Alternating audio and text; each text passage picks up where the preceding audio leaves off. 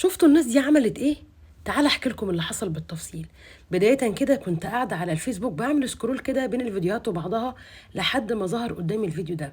بيحكي عن شباب حبوا يفاجئوا باباهم اللي بعد موت مامتهم حب المطبخ جدا لانها كانت بتحبه، وده خلاه يتميز في الاكل وكمان يفتح عربية اكل، ومن العربية دي قدر ان هو يسفر ولاده عشان يتعلموا بره. هم بقى حبوا يردوا له الجميل وعملوا له مطعم باسمه، وحلفوا ما يوروا له المطعم ده ولا يعرفوا طريقه غير لما المطعم ده يتشهر ويبقى له زباين كتير قوي. قصه برهم ووفائهم لباباهم دي خلتني خدت القرار وخدت بعضي وطرت على مدينه نصر، وتحديدا قدام مركز الازهر للمؤتمرات، تقاطع شارع الطيران مع يوسف عباس، وتحديدا في مول تيفن سكوير. وده يا جماعه مطعم ابو لسعد. احلى ما في الموضوع ان انتم شايفين الاكل وهو بيتعمل قدامكم، لان المطبخ مكشوف، بالاضافه كمان للقمه العيش التحفه اللي بتعملها الست اللي زي القمر دي، اللي بتشوفوها برضو بعينيكم وانتوا قاعدين مستنيين الاوردر بتاعكم. ومفيش احلى من ريحه العيش البلدي اللي لسه طالع طازه من الفرن، اللي ساهمت بقدر كبير جدا في ان احنا نجوع اكتر ما احنا جعانين. ابتدت تنزل السلطات، وبعد كده ابتدت تنزل الحاجات اللي هم مميزين فيها، واللي هقول لكم فيها رايي بكل امانه وبيني وبينكم ربنا وانتوا عارفيني كويس قوي. ابتدت الحاجه تنزل، وهقول لكم ايه الحاجات اللي فعلا اروح المطعم تاني عشانها، وايه اكتر حاجه عجبتني هناك.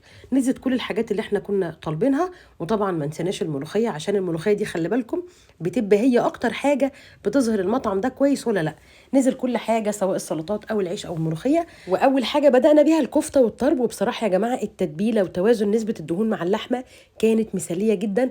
ده بالاضافه كمان ان السلطات خلت الطعم بقى حلو قوي. الرز المعمر بقى خليه على جنب عشان هتكلم عليه لوحده. الريش كانت حلوه جدا، والكباب كان ممتاز، بس كان ناقصين ملح، وطبعا انتوا عارفين ان الملح ده اذواق، وانا عوضت الموضوع ده بان انا حطيت عليهم ملح. وهاكد تاني السلطات كانت حلوه قوي. اما اللي كان مفاجاه وهروح له تاني هي البتاعه اللي قدامكم دي يا جماعه. دي عباره عن سجق على مخاصي على كبده، معموله بدقه حكايه وطعمها حلو قوي. نيجي بقى لطاسه السجق دي، وكان طعمها مفاجاه، في تتبيله كده حرشه فيها مخليها طعمها حلو قوي وعجبت محمد ابني جدا. نيجي بقى للرقاق واللي ماليش سؤال عليه، بس واضح ان كان طعم السمنه البلدي باين فيه وعجب محمد قوي. اما الملوخيه بقى فبينت قد ايه الشوربه بتاعتها مخدومه صح، وطعم الدسامه فيها والبهاريز كانت حلوه قوي ومميزه. اما بقى الرز المعمر فما شاء الله كان دسم كده، وكمان ما شاء الله كميه اللحمه اللي فيه كتيره على فرد، يعني تاكل 2 أو 3 كمان.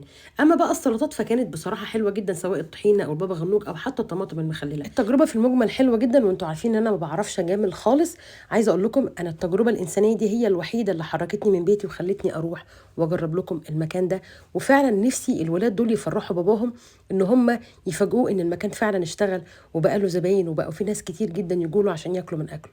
اتمنى تروحوا المكان ده. والمكان ده يا جماعه مطعم ابو لسعه، اللي موجود في مول تيفن سكوير، اللي موجود في اسماعيل الاباني، تقاطع شارع الطيران مع شارع يوسف عباس قدام مركز الازهر للمؤتمرات. هحط لكم برضو ارقام التليفونات في اول تعليق، ولو عجبكم الفيديو لايك وشير.